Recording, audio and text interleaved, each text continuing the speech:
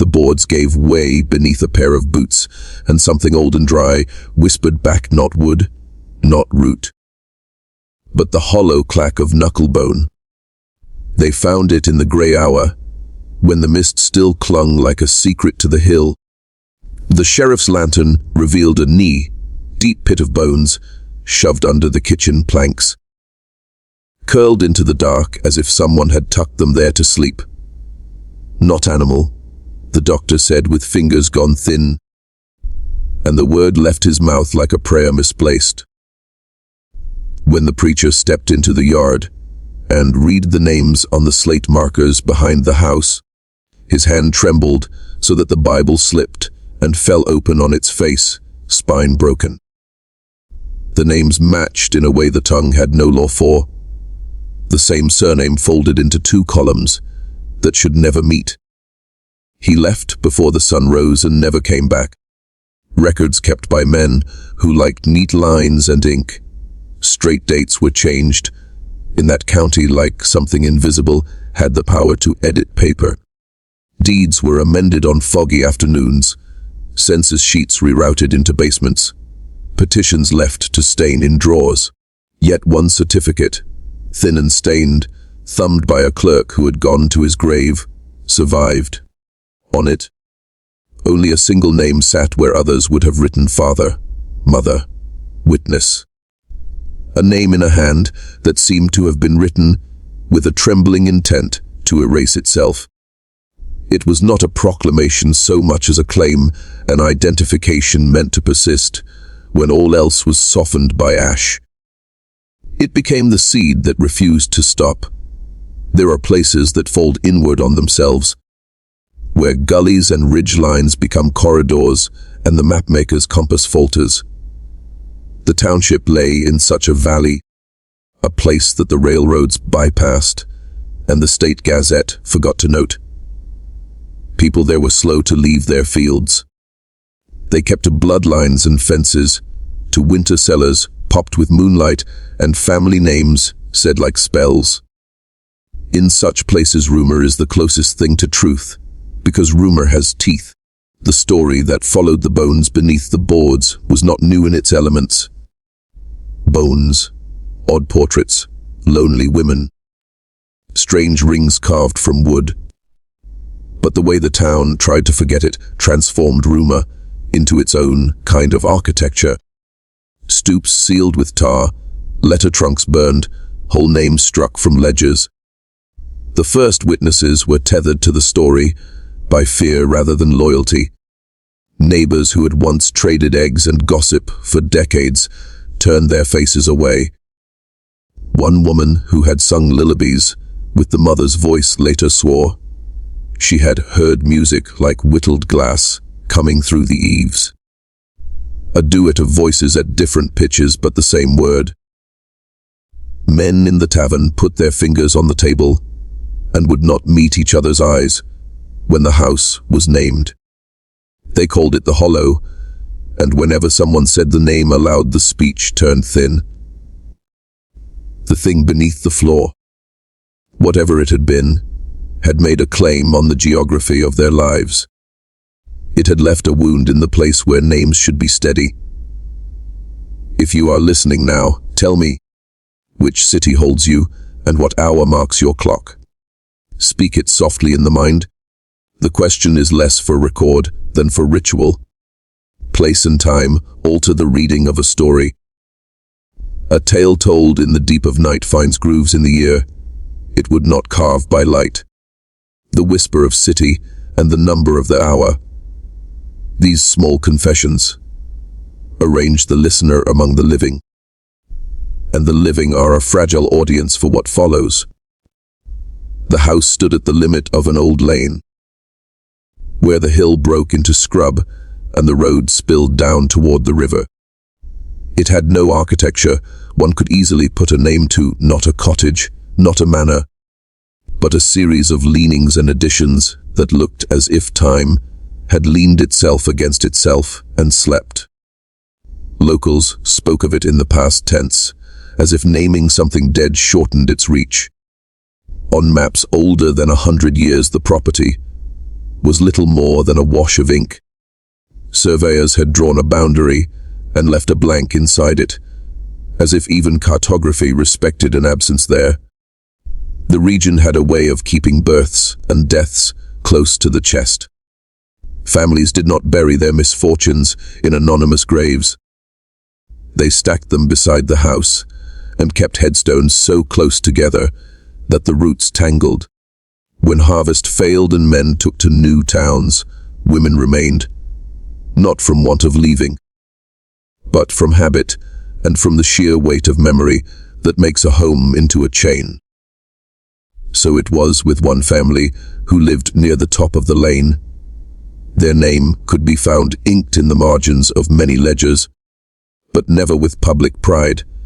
There were references to the house on the rise, to a ring noted in a probate, to livestock sold at odd prices.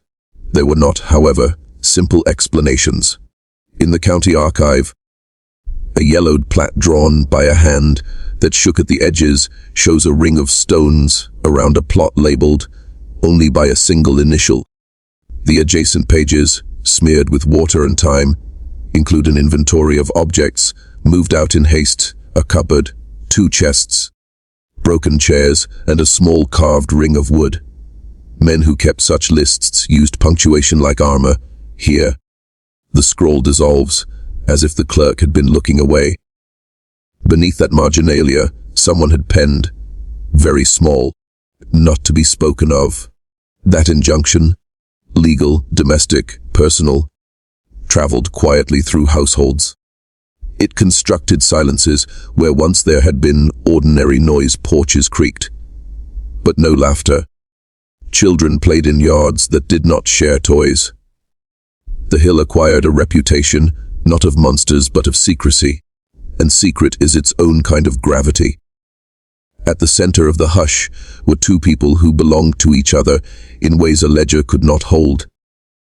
One was slight, a figure more often glimpsed than seen, who carried herself with a shyness that hardened into ritual. The other was pale and tall, a presence that did not so much enter town as tilt the town toward it. Their name, when it was spoken at all, fell into a double valley in the tongue, both familiar and wrong. They lived in a house that matched rumor, and rumor, like mold, spreads where moisture collects. The child was born under a sky so low it felt like the ceiling of the world. The midwife had sticky hands and a ledger that read more like a list of debts than of christenings.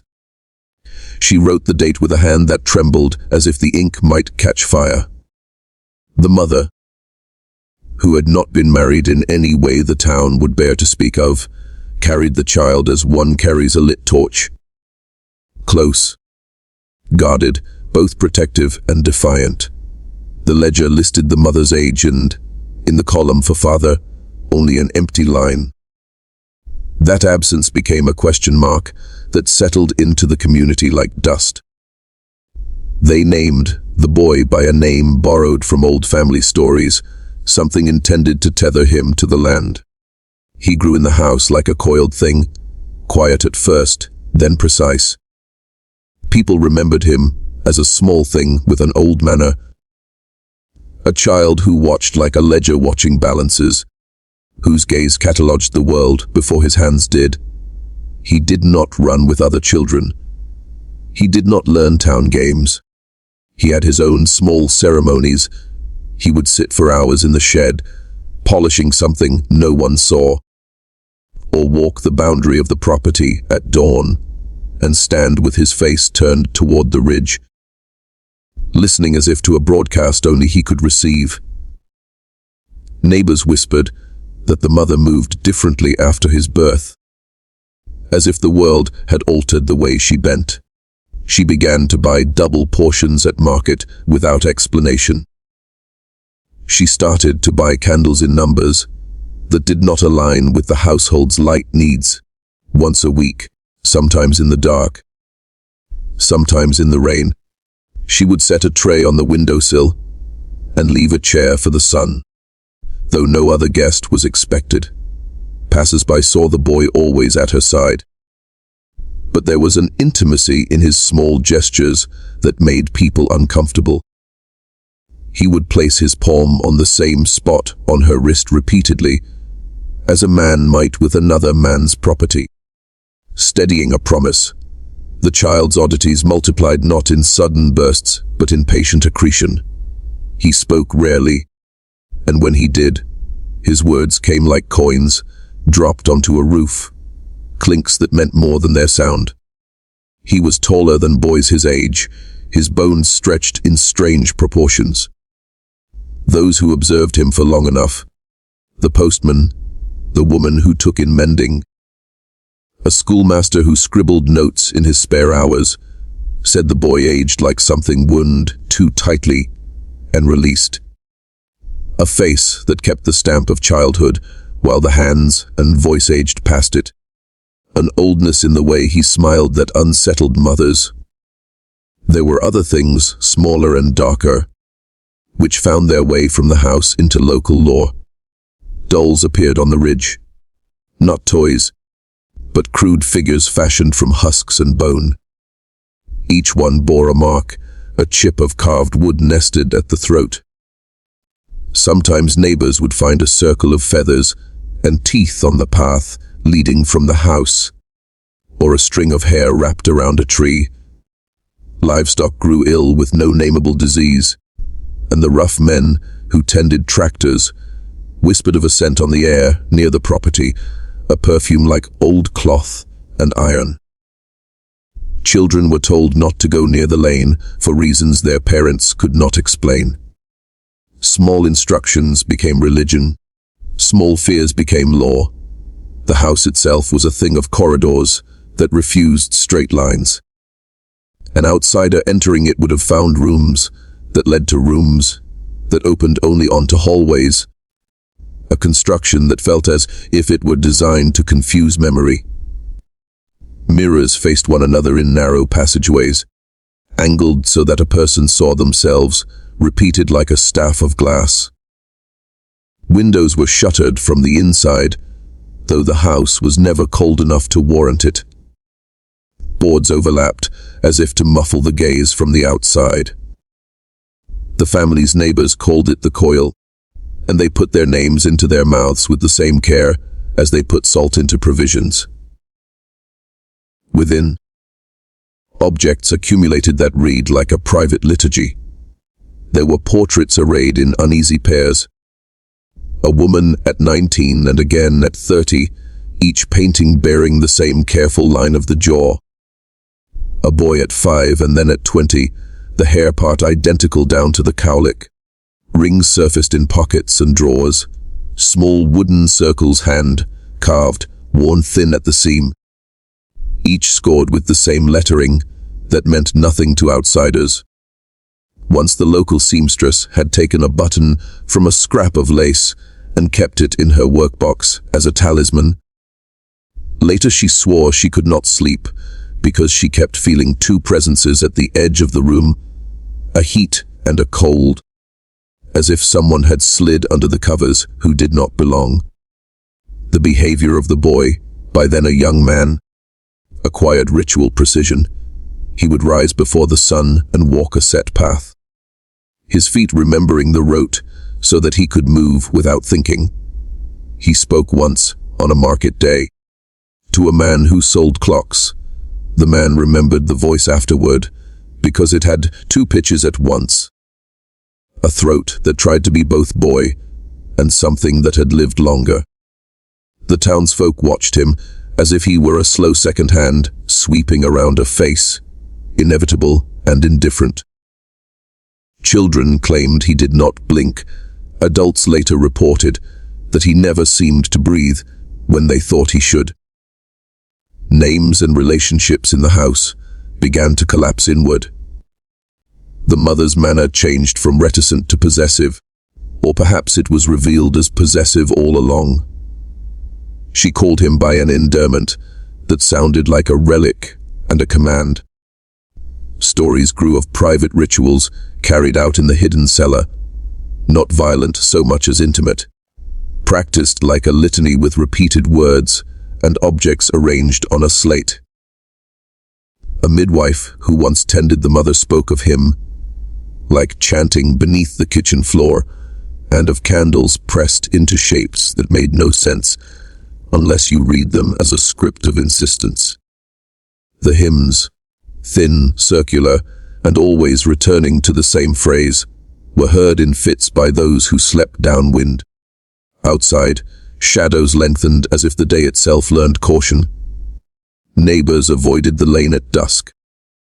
Shepherd dogs refused to cross the threshold of fields that faced the house. The rhythm of ordinary life began to syncopate with a presence within the coil. People living within sight of the ridge started to dream in a common key, corridors that ended in mirrors. Rings of wood with names burned into them, a woman with white stones in her eye sockets. These shared dreams created alliances of silence. When a child in the valley asked his mother where the man with the strange ring had gone, she answered by closing the curtains and making the sign of the cross. The first outsider to try to untangle the coil was a doctor who prided himself on practical things. Temperature, pulse, the honest arithmetic of the human body. He was summoned in summer by a letter folded with a care that suggested both ceremony and a wish to avoid the eyes of neighbors. The envelope smelled faintly of resin. He climbed the lane with instruments in a bag, and the habitual skepticism of a man trained to name certainties. He kept a short ledger of the visit, pages later found in a university chest where they browned into the edge of neglect. His words were economical, but each one held the weight of someone who had seen more than a strange bedside. He wrote of an upper room whose walls were hung with likenesses arranged like family altars. The same faces painted at differing seasons of life. The young woman shown with a doll, the young man with a ring. He recorded the sound of glass moving in a draftless corridor. He described dolls made of animal bones, pieced and lashed. Their faces carved to be both childlike and deranged. He noted that the air had a scent he could not name, something like old perfume mixed with the iron of old coins. What broke something in the doctor was not solely the artifacts, but what he found beneath the floor, a root cellar, at first a pantry, then widened under years of labor, opened into a passage whose walls bore crude etchings. The etchings repeated a phrase written in a hand that trembled but was unmistakable in its repetition. At the end of the stone stair, a small chamber had been fashioned with the deliberate care of a shrine. A chair small as a child's, a blanket preserved with a resin that smelled faintly of camphor, and, in the center, a bed with the remnants of linen folded like an offering. There, beneath dust and tar, the doctor saw the bones laid out with a tenderness that turned his stomach. He left the ledger at the university and never spoke of what he had discovered without a tremor. He would tell no one about the eyes set into the face of a figure there, white stones pressed where pupils had been, nor of the small bouquet tied with hair at the wrist. He spoke once to a colleague years later, and said only that he had witnessed a union that carried its own clauses, and that the town's records were a palimpsest where someone had tried to smooth away an old writing. He sealed the memory in himself, as men do with things they cannot unsee, and his silence became a kind of witness. Within weeks, the property became a lodestone for rumor that swelled into action. Men who had long ignored the lane began to buy land surrounding the house, not out of investment, but out of a desire to sever history from the root of their children. Some left in the night, dropping personal goods as if fleeing a pestilence. Others sold at prices below what the soil should yield. The coil's presence expanded beyond, its fences were shifted, wills signed with hurried strokes, and whole names slipped from ledgers like stones, plunged into deep pools. The town, which had always been neighborly to the point of being private, began to gather its edges and pull in. The truth, when it came into focus, was a slow and terrible unraveling, rather than a clean reveal. Whispers collected into testimony in the way fog collects on stones, incremental, half remembered, and then suddenly thick enough to blind. A local surveyor, young and meticulous, compiled lists of what had been sold and what had vanished. He ran the registry in the daylight and, at night, copied names into a small notebook, as if the act of penning could anchor memory. What he found in the ruins of the house, after the fire that took the coil, was an arrangement of facts that did not sit together easily. The house burned in a heat that the men who fought it could not explain. Flames moved with an intelligence that made no sense to anyone who had fought ordinary fires. They consumed in a pattern that seemed meant to obliterate certain rooms, but leave others oddly untouched. When the smoke cleared and the embers cooled into a grey so fine, one might have called it snow, the remains were studied. 3 bodies were recovered from the rubble, or at least what the coroner said might have once been called bodies. One was identified by the shape of the jaw and a ring of hair braided around the neck. Another was wrapped, preserved as if in ceremonial sleeping, with stones set where eyes would have been, if eyes were allowed. The third was charred and deformed, a shape that resisted easy naming. Nobody in the town wanted to say aloud what the coroner's measurements hinted at. The jaw of the third had the same fracture as another jaw the coroner had studied decades earlier. A small anomaly in the dental line matched precisely. When compared, the bones suggested a lineage looping back upon itself. The idea that a family tree could fold so tightly that a branch again became a trunk was not easily born. The language of law and church, of vows and kinship, had rules meant to keep order. Here, those rules had been bent until they became knots. People used the word in private with the same edge as when they spoke of plague, inbreeding. But even that clinical term failed to catch the gravity of what was found. The third's fingers were not the neat number of most hands. The sternum bore signs of congenital contortion. The skull sat with the uncanny echo of 2 other skulls in the registry. This was not chaptered like a play with a villain revealed. It was a slow condensation of accidental facts into a single, dreadful possibility. Men in the county office deleted names from documents with gloves on their hands, as if the oil from skin might propagate the wrong sort of memory. A pastor who had once folded hands over this family's funerals left the ministry and would not answer letters. The very tradition of church registry, those lists that keep a town's births and marriages in an accountable line, frayed at the cord. New entries were added with initials instead of full names, and little boys were recorded as orphans when their paper trail ran out. The town reacted with a mixture of fear and an ugly, quick compliance. The house was torched, either by an arsonist shocked into action by what had been found, or by the family itself in an act of final insistence.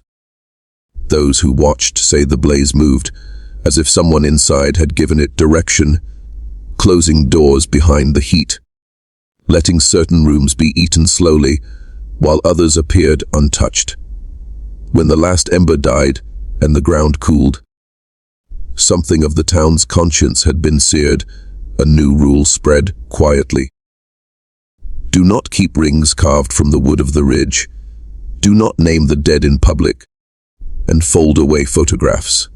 Hush settled like dust. The church tried to sermonize grief into a shape the parish could live with. Sin, repentance, acts of charity. But the folks on the lane had moved past the language of sin into a more practical silence. They barred their gates and turned their heads. Dogs that had once lain by doorways refused care when their owners attempted to call them, and porches that used to bear the weight of conversation grew slack with the absence of it. The town's hands became steadier with work and more secretive with speech.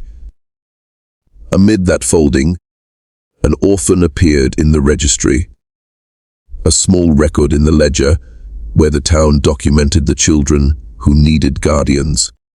A boy, listed with only an initial for a name, was taken in by a minister who had grown used to suffering and believed charity could put the world in order. He brought the child into his home because a text called him to do so, because the child's smallness demanded it, and because the minister had an empty cradle in his memory that he never fully named. The boy who came to the church was like a shadow stitched to a seam familiar and wrong. He refused to sleep within the house and fenced off the interior with a bed he made from branches, an arrangement of ritual and need. He spoke in two voice, threads that sometimes overlapped, and he carved with a small, careful hand objects that matched the wooden rings taken from the ruins. The minister kept a journal and wrote with the earnestness of someone recording a miracle or a madness. First, the entries were about small oddities.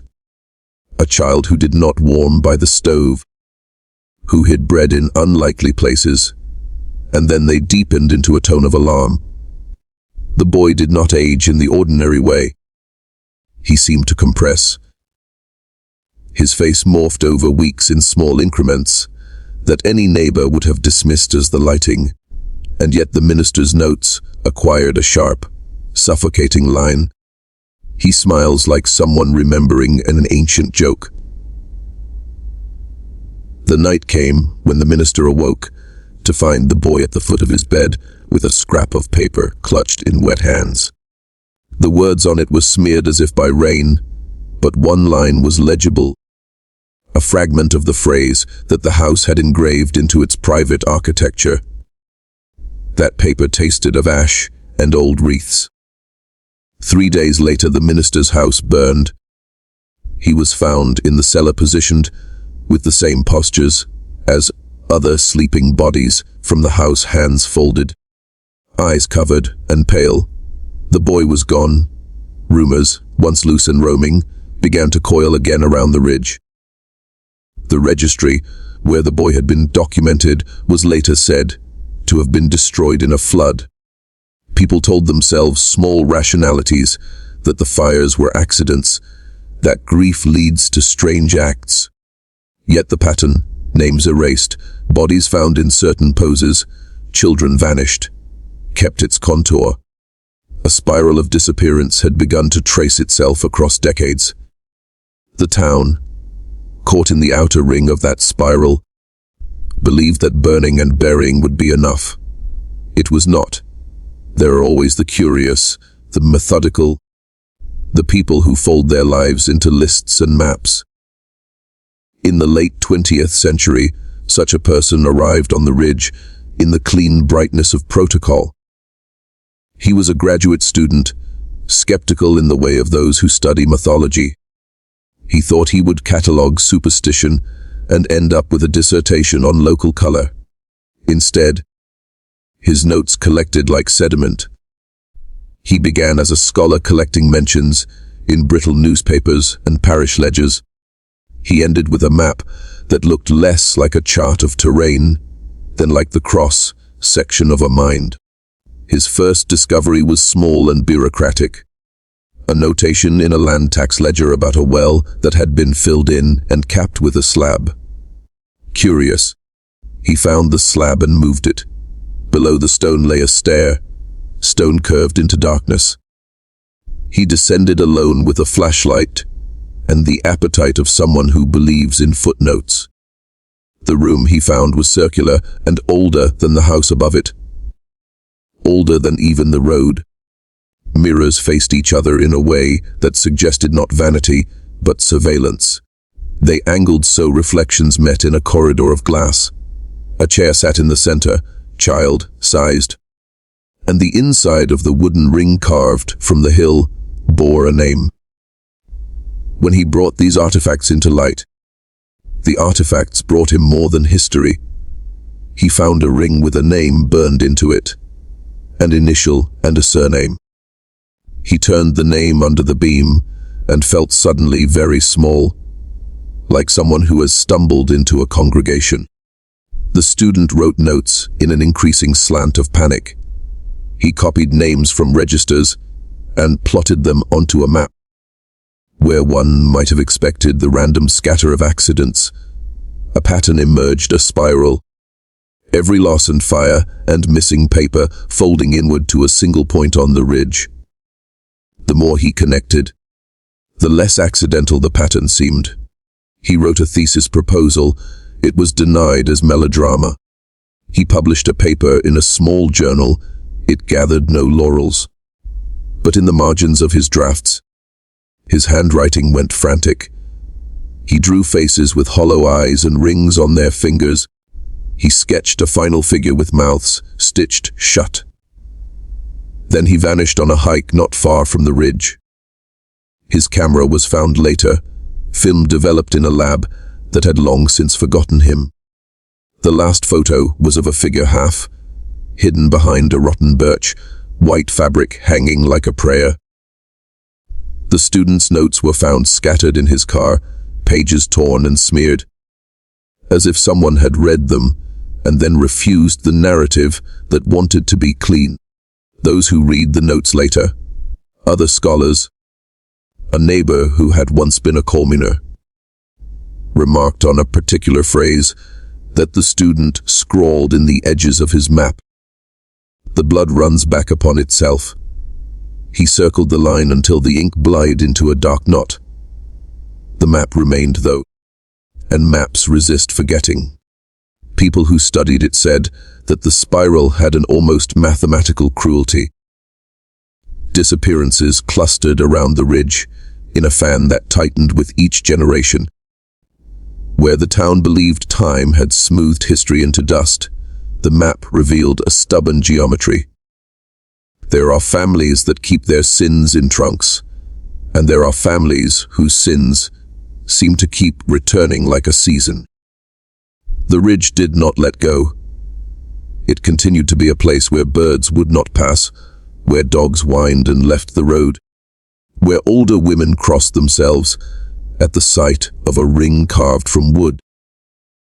Official records mended themselves with tampered ink, and the town's outward face smiled like a man who knows how to meet strangers with the right name.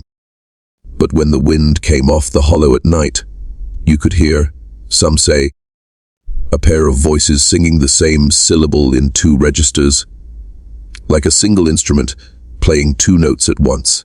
What would you do if you opened your family Bible and found a name that matched your mother's and your wife's, and the same initial was stamped on a ring that turned up in the gutter? Would you fold the page and forget? Or would you set yourself to unraveling threads that other people had stopped pulling? The question is not merely one of curiosity, but of what a living person does when confronted with an inheritance that tastes of rot. Some choose to carry it quietly, to hide and privatize the shame. Others, like the student or the surveyor, set about annotating it and are swallowed by the work. There are also those who try to sever the loop with fire and ledger, but fire only reshapes what is already ash. Listen to the last line as if it were an instruction drawn in wax. Families are not trees alone, sometimes they are circles. And circles do not end, they return. When a name repeats where it should not, the past places a hand on the present. The ridge keeps its own calendar. The light there is thin and persistent. It does not resolve into warmth. If you stood at its edge on a night without wind, you might feel two voices, close and overlapping, calling out one name until your own name becomes a small, secondary sound. Which city are you watching from? And what time is it right now? They say the ridge is quiet now, but quiet can be deceitful. The soil there still shifts in the night, breathing shallow beneath the moss, as if the ground remembers every voice it ever swallowed. The new generation, the ones who drive up with cameras, who think folklore ends when the recording stops, they never stay long. Their batteries drain faster near the tree line. Their lights dim without warning. And sometimes, in the playback, they hear a second breath beside their own, faint and rhythmic, whispering a name they do not recognize, but somehow understand. The town pretends it's moved on. The old church was torn down and rebuilt with glass walls that let in the sun. But even glass has memory. When the light hits the right angle, faces appear in it. One young, one old, the same eyes mirrored. The pastor's wife says it's condensation. The elders don't answer. They just tell children not to look too long, not to trace the outlines of those faces with their fingers. Because the ones who do always dream the same dream. A wooden ring pressed into their palm, still warm, carved with a name that feels like a summons. In the archives beneath the county courthouse, there's a file that isn't supposed to exist. No barcode, no date, no clerk's signature. Inside, a single sheet of paper, half burned. It carries a family name no one in the valley bears anymore, and beside it, in faint brown ink, the phrase that has survived every fire: the bride returns when the sun is ready. No one knows who keeps replacing the file when it's removed. But the janitor says that, on nights when the air is still, he hears faint humming from the cabinet. A man's voice, a woman's voice, in perfect unison. Maybe it's just the old wiring. Maybe it's something older still, moving beneath the ridge, waiting for the next name to join the circle. Because blood doesn't end with burial.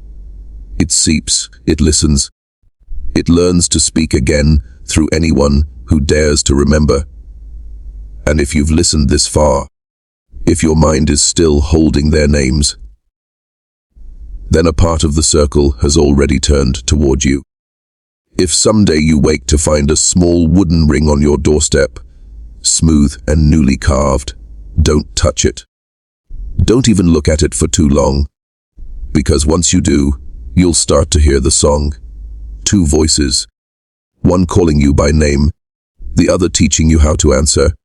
Tell me, before you leave this story behind, if you found out the person who birthed you was also the one you were destined to marry, what would you do? And remember, some bloodlines never die. They just wait for the next body to remember the tune. The ridge hums tonight. The bride returns when the sun is ready. End.